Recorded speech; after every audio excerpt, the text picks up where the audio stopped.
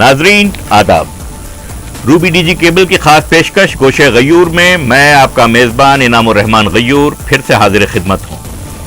जैसा कि आपको पता है, गोशे गयूर रूबी डीजी केबल के नशरियाती नक्शे पर ऐसा मुकाम है जहाँ हमारी मुलाकात होती है किसी नामवर मुनफरिद हस्ती के साथ और गुफ्तगू होती है ऐसे मसाइल पर, ऐसे मामलात पर जिनका रास ताल्लुक़ होता है आपके हमारे हालात से कह लीजिए, या जज्बात से कहिए, या हमारी मालूमात से कहिए, या हमारी तालीमात से कहिए।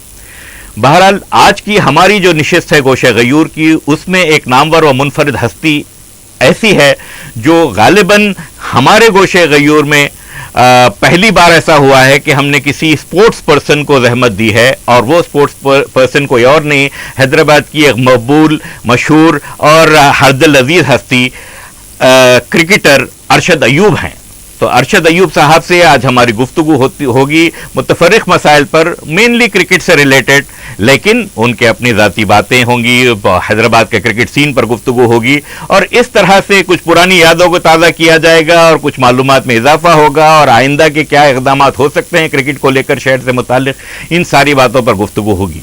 तो आइए अरशद अयूब साहब से सवालात का सिलसिला शुरू करते हैं। अरशद अयूब साहब, खैर मकदम है आपका। बहुत शुक्रिया जी। अरशद अयूब साहब, आप कोई तारुफ के मोहताज नहीं हैं, आपने क्रिकेट में बड़ा नाम कमाया, हमारे शहर को आपने जो एक फ़ख्र के मुकाम तक पहुंचाया अपनी क्रिकेट की काबिलियत से।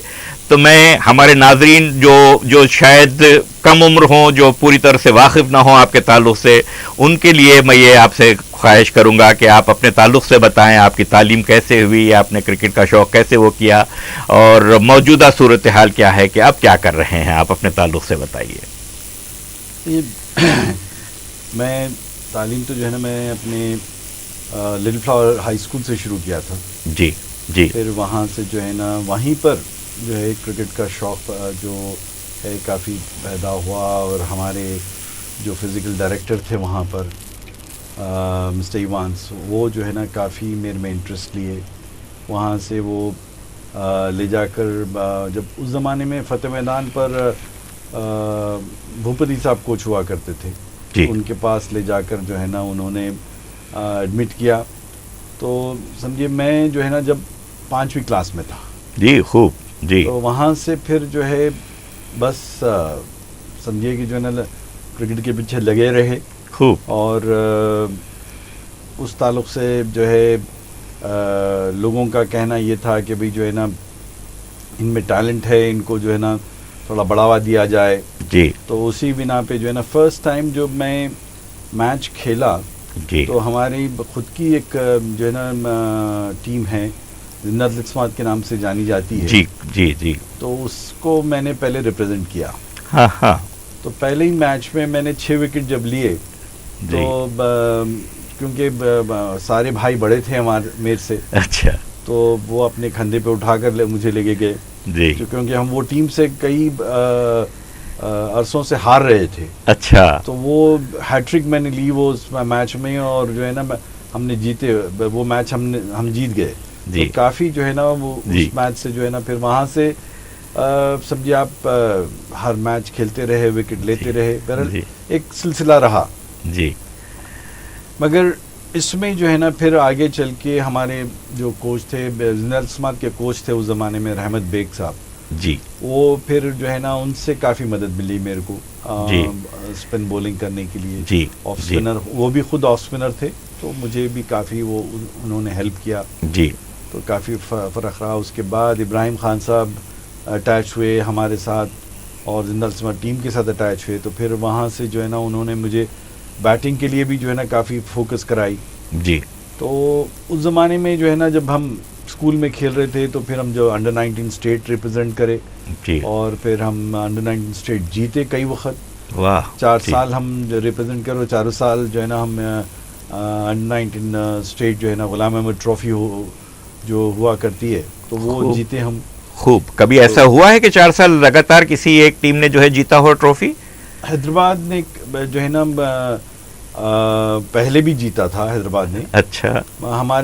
मेरे टाइम पर ये हुआ कि भाई हम जब तक स्कूल में थे हम कभी नहीं हारे।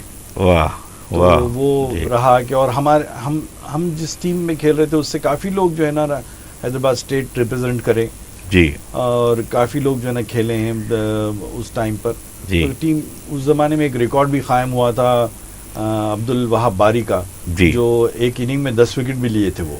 वाह वाह वाह, जी तो जी उनका भी एक रिकॉर्ड कायम हुआ था उस ज़माने में। जी तो बहरहाल जो है ना बड़ा अच्छा था। स्कूल का ज़माने में जो है ना काफ़ी अच्छी क्रिकेट खेली हमने। हम स्कूल के ज़माने में ही अंडर 22 टूर्नामेंट शुरू हुआ था जो CK नायडू के नाम से जाना जाता है। जी जी जी। तो वो टूर्नामेंट भी मैं जो है ना बड़ा यंग था, मुझे जो है ना सबके आगे मुझे कैप्टनसी दे दी गई थी। तो पहली टाइम जो है ना मेरी कैप्टनसी में हैदराबाद जीती थी। वाह। तो बहरहाल वहाँ से बढ़ते गया सिलसिला। जी। रणजी ट्रॉफी खेले, फिर रणजी ट्रॉफी के बाद फिर जी। आगे बढ़ता गया, जोन खेले, जोन के बाद फिर इंडिया खेले। तो ये तो जो है ना सफ़र रहा। जी। आसान नहीं था, बट ये ज़रूर था कि भी जब आप मेहनत करते हैं तो आगे चल के सफर मिल ही जाता है। जी जी, बड़ी बड़ी खुशी हुई आपकी ये बात सुनकर कि खुसूसन इस हवाले से कि आपने अपनी बातचीत में अपने क्रिकेट के सफर के ताल्लुक से अपने कोचेस को नहीं भूला और खास तौर पर उनका जिक्र किया और बिल्कुल फिलफौर किया। यानी मतलब ये कि आप तहे दिल से उनकी तालीमात के जो है मशकूर हैं कि उन्होंने किस तरह आपकी तरबियत करी क्रिकेट के ताल्लुक से, किस तरह आपका वो किया। ये बड़े ज़र्फ की बात होती है, बड़े अच्छी बात होती है कि लोग जो है भूले नहीं अपने उस्तादों को। अल्लाह उन लोगों को भी उसका समझ दे। बहरहाल बड़ी खुशी हुई ये बात जानकर अरशद अय्यूब साहब कि ये इस तरह का आपका सफ़र रहा। आपने कितने टेस्ट खेले और कितने क्लास 1 मैचेस खेले और क्या एवरेज रहा आपका? कि एवरेज तो मुझे अभी मुँह ज़बानी याद तो नहीं है, पर मैं 13 टेस्ट मैच खेला हूँ और 32 वनडे इंटरनेशनल्स खेला हूँ। जी रणजी ट्रॉफी शायद मेरा जहाँ तक ख्याल है 80 प्लस खेला हूँ। एग्जैक्ट मेरे को भी फिगर अभी याद नहीं है। जी जी। तो मेरा जहाँ तक ख्याल है कि जो है ना all in all almost about A grade I think may be about 100 matches के करीब हुए होंगे। खूब। जी। तो ये अपने देखिए ऐसा होता है कि भाई जो है ना जब आप इंडिया के लिए खेलते हैं, जितना भी पीरियड इंडिया के लिए खेलते हैं तो उतना पीरियड जो है ना आप नेचुरली स्टेट के लिए कम खेलते हैं। बिल्कुल यकीनन। जी। तो उसी तरीके से मैं समझता हूँ कि जो है ना लेस देन 100 होगा। जी जी जी, जी। बहरहाल तो आपको आपका एवरेज याद नहीं है, यानी मतलब ये कि आपको क्रिकेट खेलने से गरज थी, क्रिकेट के स्कोर्स और उनके रिकॉर्ड से कोई मतलब नहीं था। आजकल तो जो है एवरेज वगैरह जो है ना पूरा इंटरनेट पे मिल जाता है। आप नाम डालते हैं तो जो है ना इंटरनेट पे हर चीज आ जाती है। जी जी। क्रिकेट इन्फो वालों ने काफी जो है ना इसको स्टैटिस्टिक्स को जो है ना काफी अच्छी तरीके से कंपाइल करके रखा है। दैट इज वेरी आसान हो जाता है। जी जी जी जी।